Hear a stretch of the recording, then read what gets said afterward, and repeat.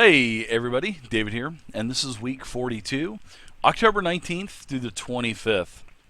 Now, you guys are going to notice that I only had one game last week that was on Thursday, and that is because I've actually been sick the last almost 2 weeks now. It's been, it hasn't been a very sickly as in temperature wise, just on several occasions for a few days I had temperatures, but it's more been congestive, which is really sucked because it's been really difficult to sleep at night and all that stuff. So I really haven't gotten a whole lot of sleep. But last couple days have been really good. Hopefully everything will be back to normal this week. Of course, I'll probably still be coughing and whatnot, but gonna continue anyways. You know, as the old showbiz saying says, the show must go on. So, you know, I've already missed several weeks and a couple of my games, and I just really hate to have that. And I hate to be sick anyway. So we're just gonna keep going on this week. So, you know, my apologies, everybody.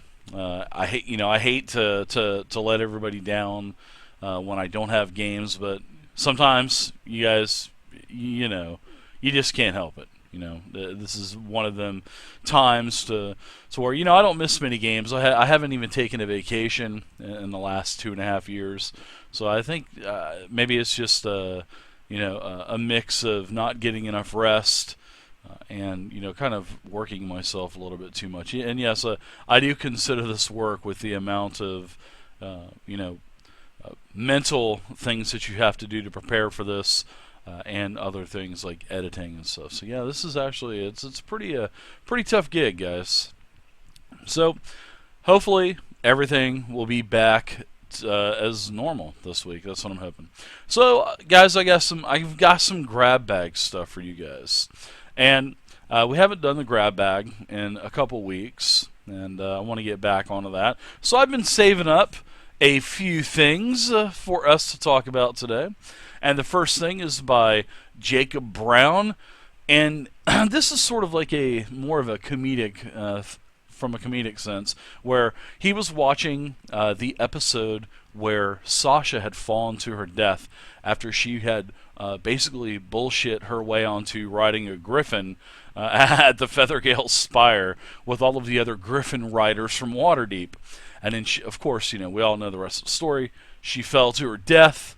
And Jacob Brown commented, "Oh man, I just realized that all of these episodes are titled A Long Way to Fall."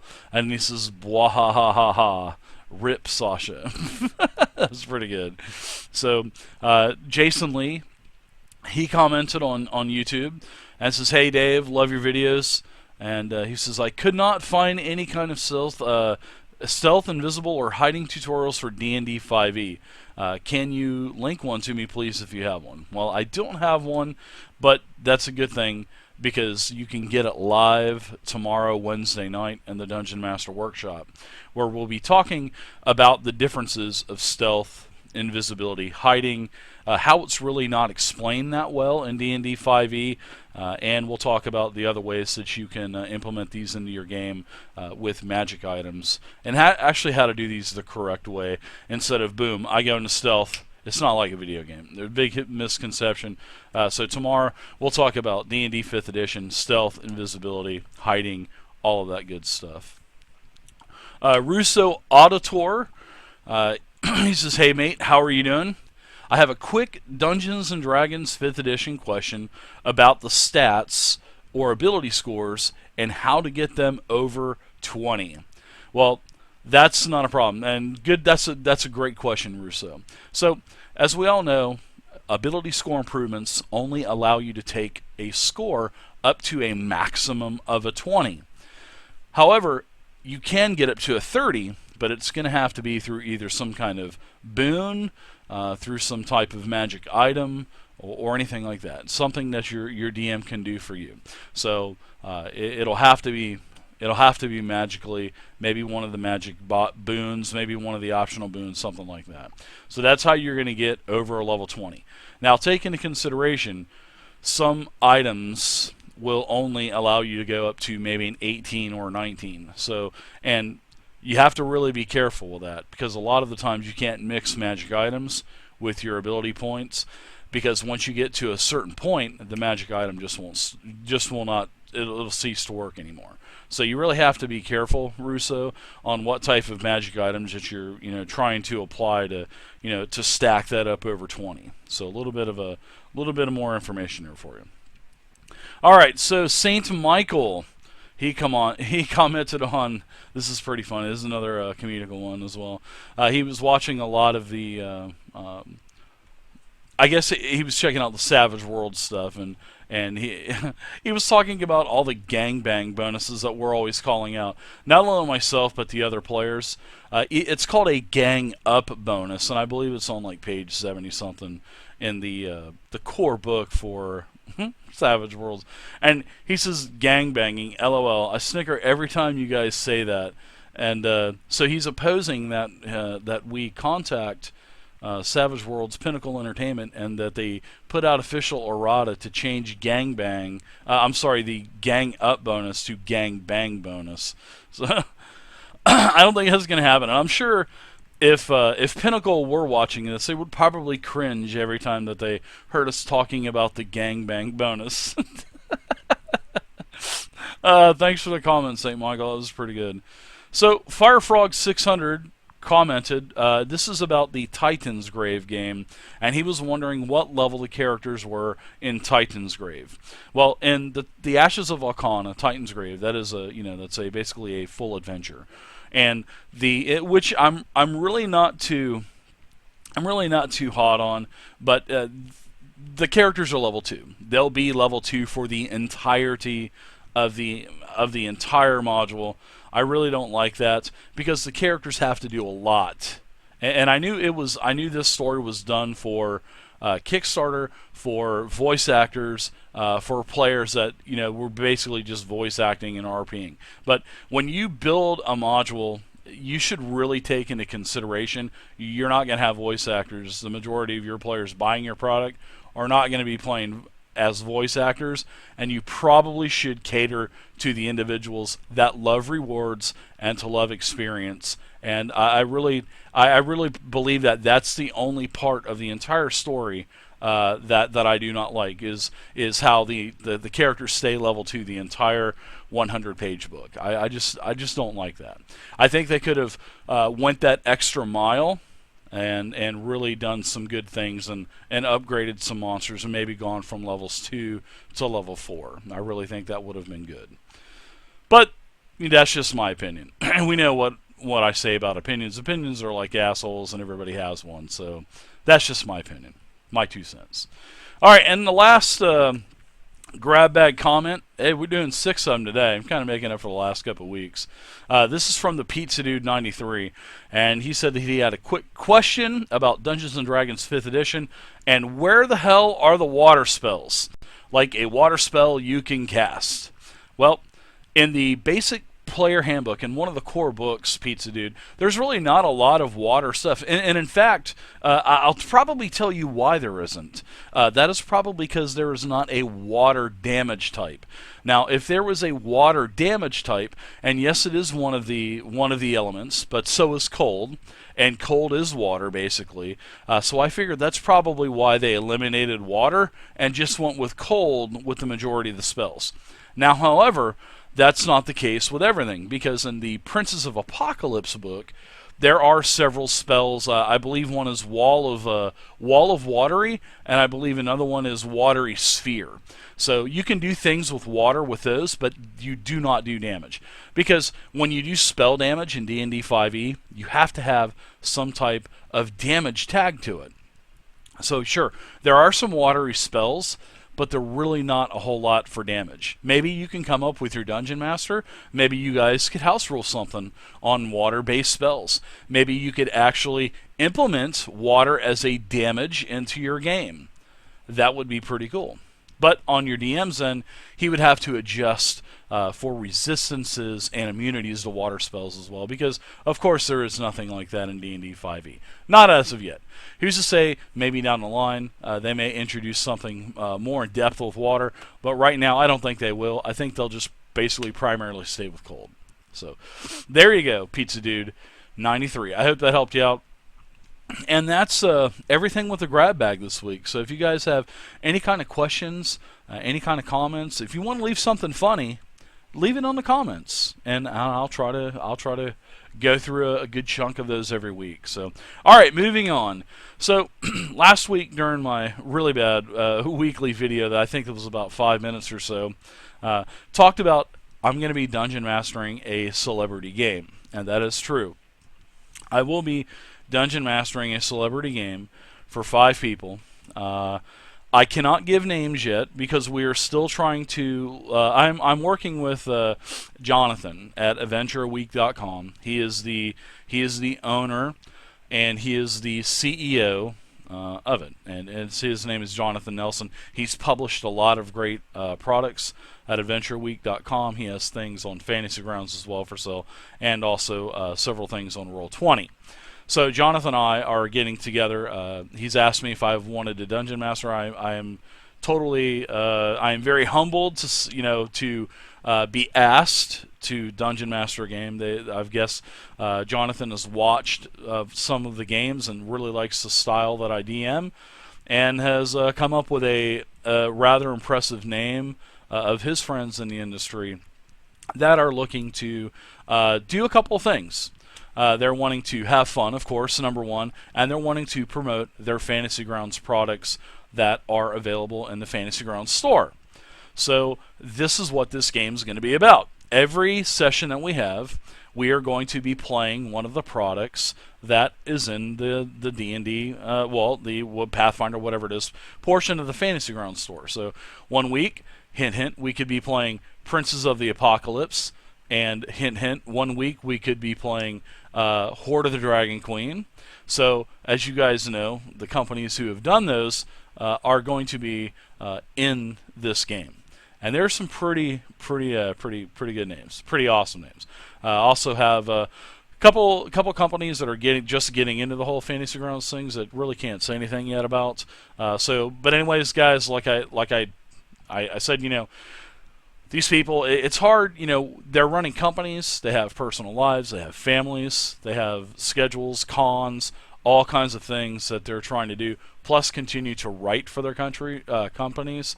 So once I have a date on this celebrity game, I will then go ahead and give you guys the date, the times, and the lineup of the players, and we'll have a good time. We'll be using Fantasy Grounds, and we'll be kicking butt and taking names. So it'll be a good time. So the celebrity game definitely coming soon. I'll have more details. I figured I probably would have had more details this week, but hey, that just goes to show everybody's super busy, especially this time of the year with all of the cons and whatnot.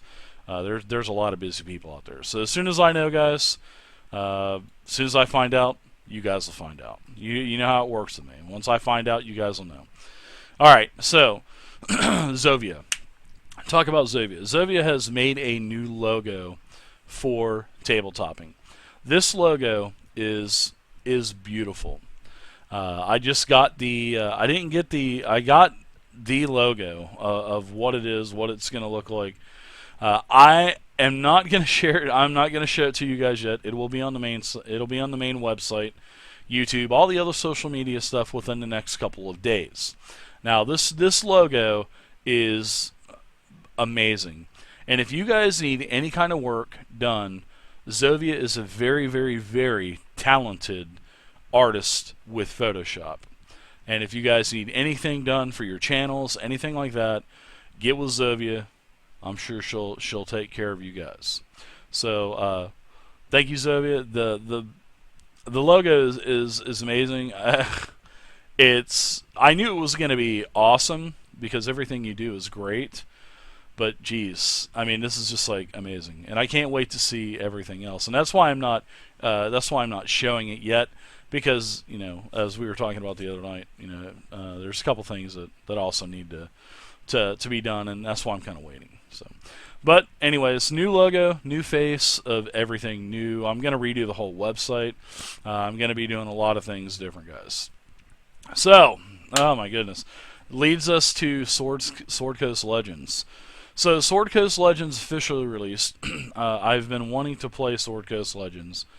I have not had a chance. I just upgraded. I'm not too happy with the way Sword Coast Legends has managed their Steam transactions. I was gifted a copy from Wormfood. Thank you very much, Wormfood. I appreciate it because I was on the fence about getting into Sword Coast Legends. Well, I got this copy from Wormfood, and I just totally fell in love with the game. So I wanted to upgrade. I wanted to upgrade to the collector's edition so I can get the other tile sets, so I can get all of the extra monsters, so I can get the beholder. And when I went to upgrade my account, I couldn't do it on Steam. So shame on Sword Coast Legends. Shame on Square 9, whatever your company's called, Sword Coast Legends. Shame on you, Basic Business 101, for not giving a customer a way to upgrade their game. You are losing out on a shit ton of money. Shame on you. Shame on your marketing team for this, because I would have gladly paid the $24 to upgrade. But no, what you made me do was you made me upgrade and buy a whole new goddamn game for $60. So now Wormfood has lost out on the $40 he spent on that game, and now I just spent $60. And when I bought the damn game, I couldn't even upgrade the game from a normal to a collector's edition. So now I'm sitting on this key that I can't do anything with because my account already has Sword Coast Legends, and shame on you again, the system will not let me upgrade to collectors. What is this the first time you guys have ever done anything with online transactions? You guys have a ton of games out there. I mean, seriously, why did you not think of this beforehand? Now, also, what I had to do was I had to start another account. So now I have 2 Steam accounts.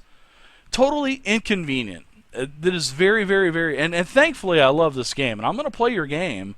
And, I love the way the game is. I love the way it plays. I'm glad you guys postponed it another month or 2 months. That was great. Great decisions on your part. But your marketing was really horrible.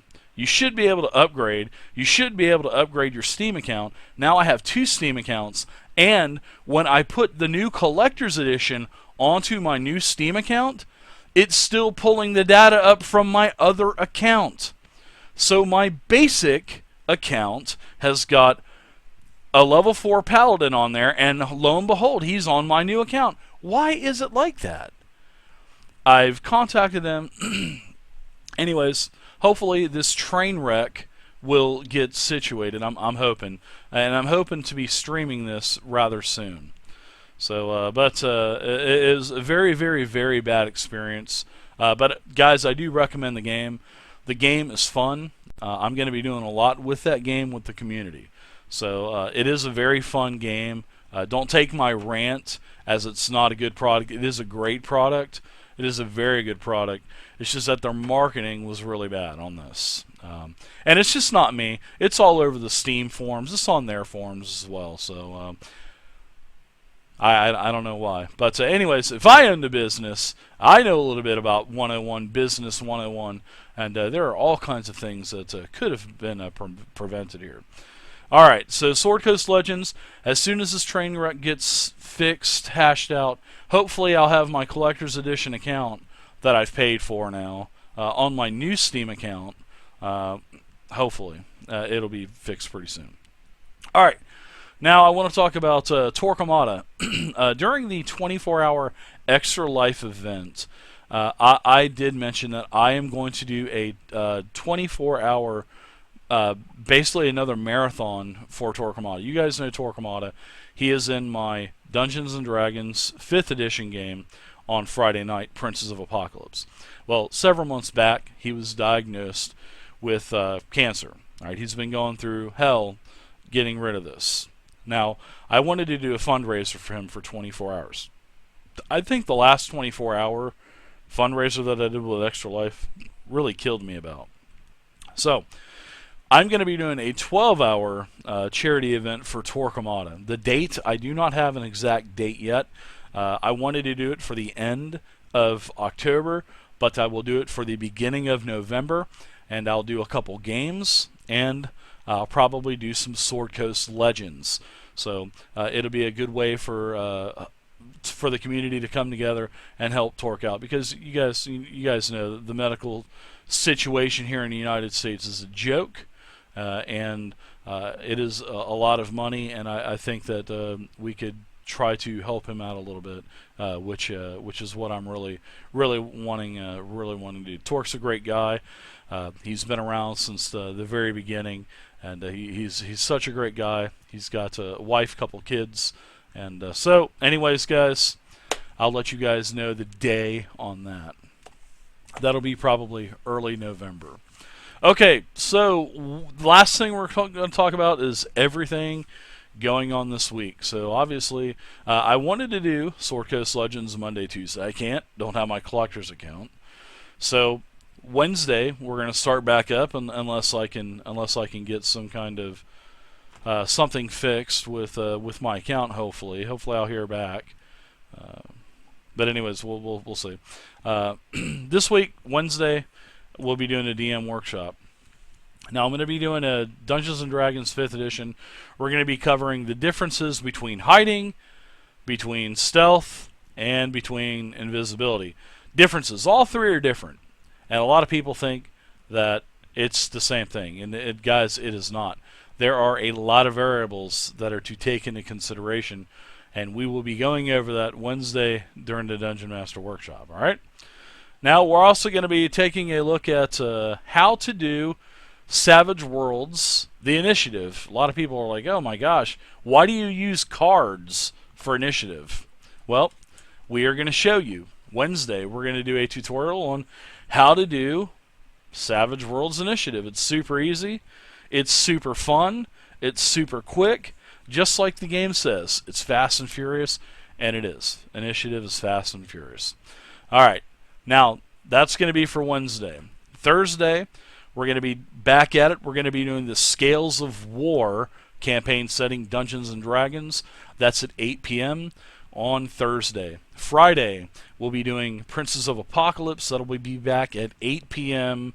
Eastern Standard Time on Friday.